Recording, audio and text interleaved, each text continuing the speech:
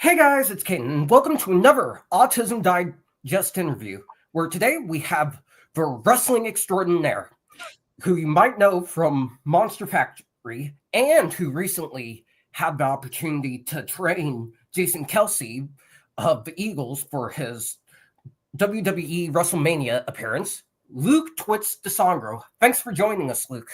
Thank you for having me, Caden. This is very exciting. It absolutely is. So, for people who may not know your story, do you want to tell us a little bit about yourself from your perspective? Sure. So, well, let's see. It all started when I was born. Now, I got diagnosed uh late, a little bit later in life. I didn't find out that I was autistic until I say I was in my 20s. Before that, the reason I'm called Twitch, I was diagnosed with Tourette syndrome at 3 years old. Um, and then the anxiety and the depression kind of a little bit after that. So wrestling, along with a lot of other, artistic outlets, drawing, music, sort of thing, that was kind of like my escape. I started training to be a wrestler in 2017. Or no, not 2017, 2015. Sorry, 2015. I started at 17. See, I'm not good at math, unfortunately. I didn't get that kind. I got that. I'm not Rain Man. I'm Ring Man. I always like to make that joke. But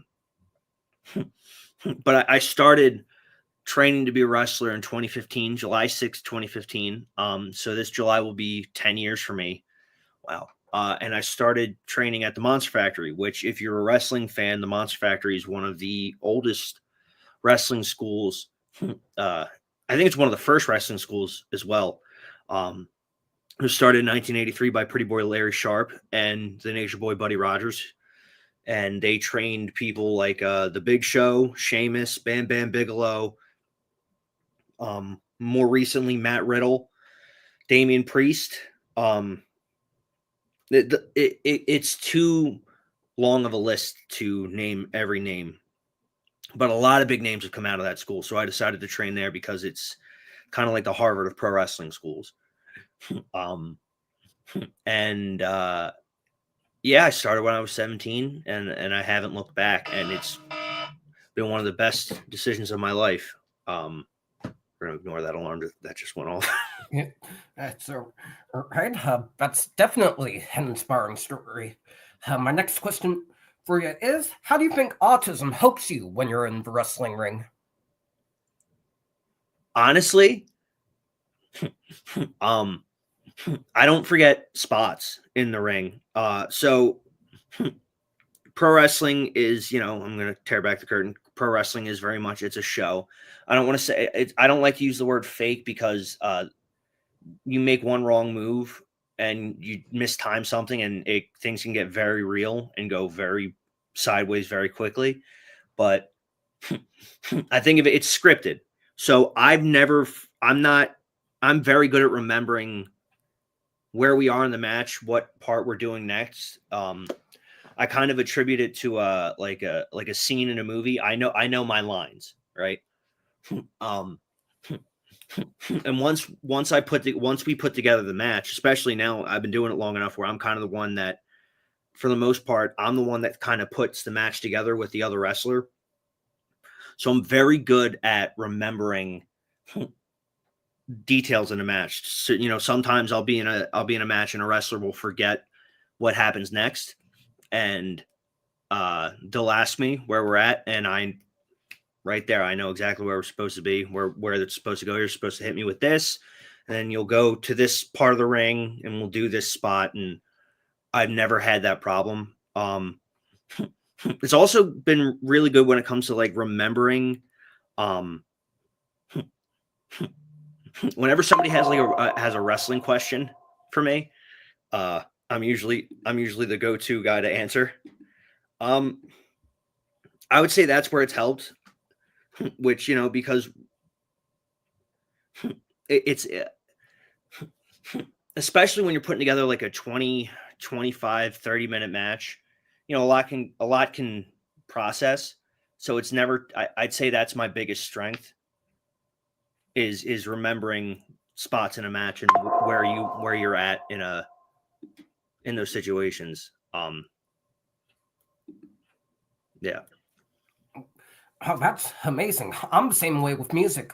Personally, tell me any song from today's top 40 hits. I can name the writer, the producer, the artist, of course, who it's sampled by, when it was released, what awards it won. Yeah.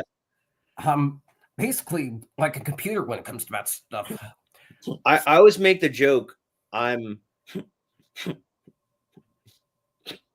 because I think like the running, like the stereotype, right, is for autistics is like, they're really good at math and they like trains. It's like I didn't get the that one. I can tell you the first time that the IWGP Junior Heavyweight Championship was defended outside of Japan.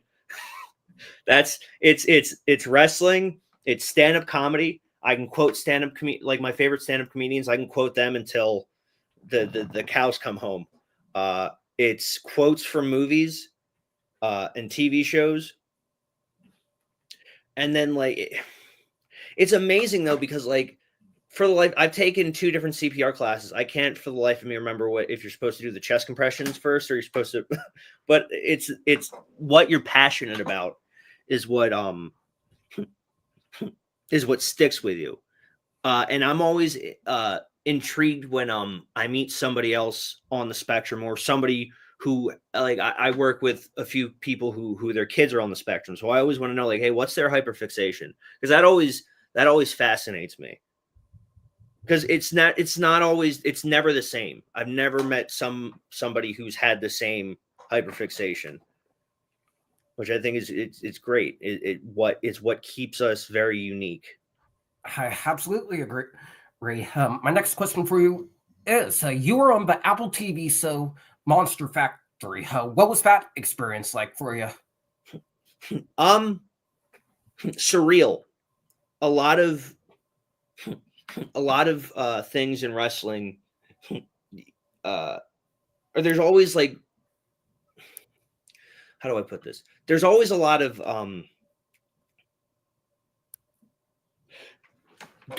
you're in wrestling. It's like never be sure of something happening until it's like right in front of your face. So this is something that had been in development, or we kind of heard like rumblings of it for a very long time, but just like little updates now here and there, but it would never really follow through. And that's just with wrestling a lot of the time, not just with the docuseries. I mean, like in general, like, oh, so and so might be getting a tryout, or so and so might be getting signed, and then so and so is gonna, they're gonna fly you out to Japan or Mexico or something. It's just a lot of the times it's second, third hand accounts, or just something happens and it never really solidifies. So when we actually started filming and we knew that it was going to be on Apple, there was relief, and then there was also a lot of stress, because the second part of it is, well, now that we're making this, are people going to care? Are they going to watch this? Wrestling, I feel like, has this it has this stigma to it that a lot of other art forms don't get, because at the end of the day, wrestling is just show business. And what else is, when we're talking about show business, it's movies, music, comedy, stage, like Broadway. It belongs in the same vein, and I feel like it should be treated with the same amount of respect, and it doesn't. And I understand like why, certain aspects of the business I think need to be updated, but I feel like it should be treated with, and it's getting this mainstream popularity, which I'm very happy for. But for a very long time, it was, if you wanted to be a wrestler, if not everybody was open about being a pro wrestling fan. People still like to crap on wrestling, which I think is dumb, because like, oh, it's a show, right? Or, it's fake. It's like, yeah, I still enjoy it. I still think it's fun to watch. So I didn't know if people were going to necessarily care, but I was thankful that one, I got to share my story with the world, and two, I got to, the final episode is we have this showcase at the ECW Arena in South Philadelphia, and if you're a wrestling fan, you know how big of a deal that is in terms of like every wrestler should have the ECW Arena on their bucket list if I want to wrestle in that building. And we sold it out. It was 1,200 people, which, that's not the biggest crowd in the world, but it's the biggest crowd I've ever wrestled in front of. It's the biggest crowd a lot of my friends have gotten to wrestle in front of. And there's so much history in that building, especially when it comes to pro wrestling. So I was very thankful that I got that opportunity to not just be in the show, but be one of the stars, like one of the principal cast. Wrestling has done a lot for me, and being on that show, the amount of people that reached out to me, and the amount of parents that reached out to me on behalf of their kids that have autism, or they have anxiety or depression or Tourette's, or a combination of all 4 or 5, that meant a lot to me. When I got into wrestling, when I decided to be a wrestler, it was because it saved my life. I was bullied a lot as a kid, and there was a moment that made me realize I wanted to become a wrestler, and subsequently saved my life. And it was this promo by a wrestler named CM Punk called the Pipe Bomb. And it wasn't like a typical "let me tell you something, brother" kind of wrestling promo. This was a guy that, he talked about some real stuff, and he was fed up with how he was being treated, and he spoke his mind. And I always thought I was just going to be the weird kid with Tourette's, and wrestling gave me this opportunity to be accepted and not have to change. Like, I didn't have to wear clothes I didn't want to wear. I didn't have to listen to music I didn't want to listen to. I could just be me. That's all I ever really wanted.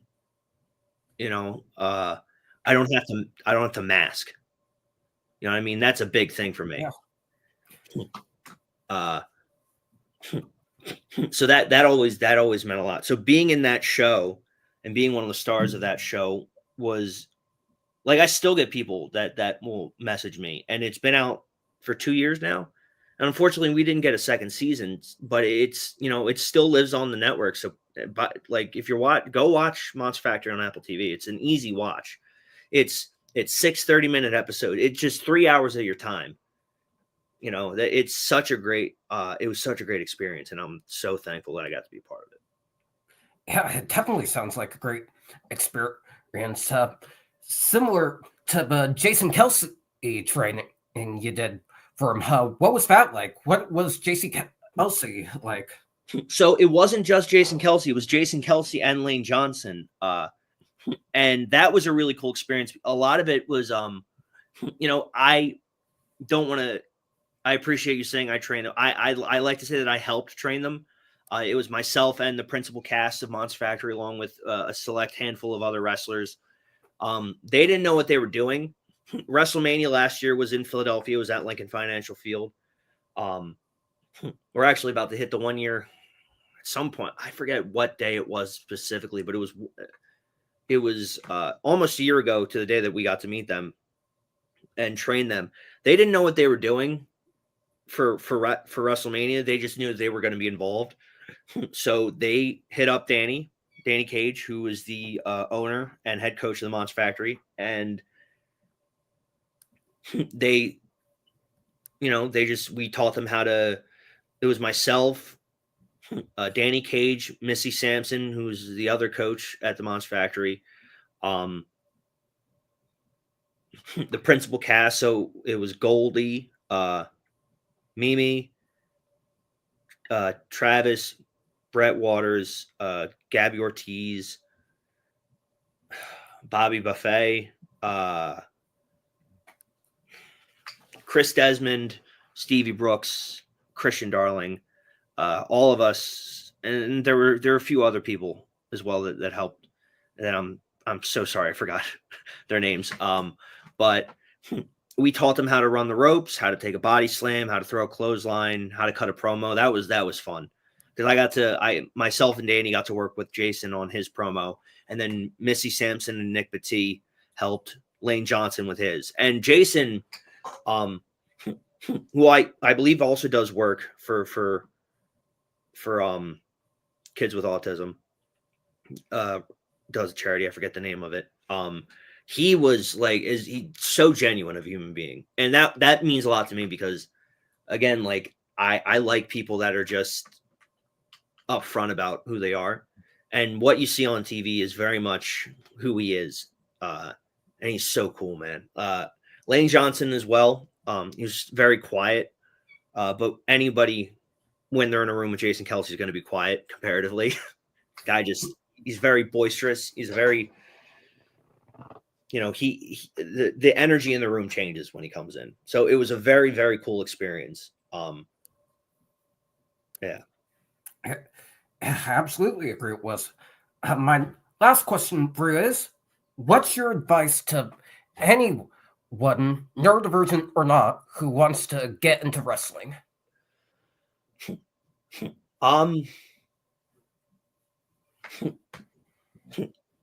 I don't want to,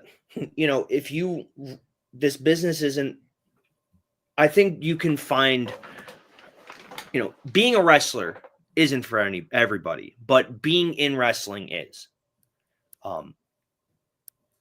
It's a lot of hard work, and you've got to be willing to put in that hard work, and you've got to be willing to sacrifice a lot of your free time. But I think nothing worth doing is going to be easy. There's a quote from one of my favorite wrestlers. His name's Bryan Danielson. And he has this quote that said, if you fight for your dreams will fight for you.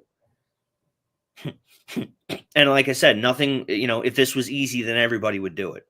But I walked into the Monster Factory at 17 years old. And a lot of kids in my position, I think, would have folded very early on. And I saw a lot of kids that were neurotypical, I guess, walk in and think that they were going to, kill it. And they didn't. And I just kept my nose down and I just kept working. And, it's not going to happen overnight. And there are going to be moments, they're going to be, it's not, the progress isn't going to be like this. It's very much like ebbs and flows. And you just, if it means enough to you and you just keep working, it's worth it. I promise it's worth it. That's definitely beautiful advice. That's going to do it for this interview, guys. Thank you so much to Luke for coming on the show. If you guys want to see more inspiring interviews on Autism Digest, be sure to like, comment, and subscribe. Thank you guys so much for watching, and we'll see you in the next one.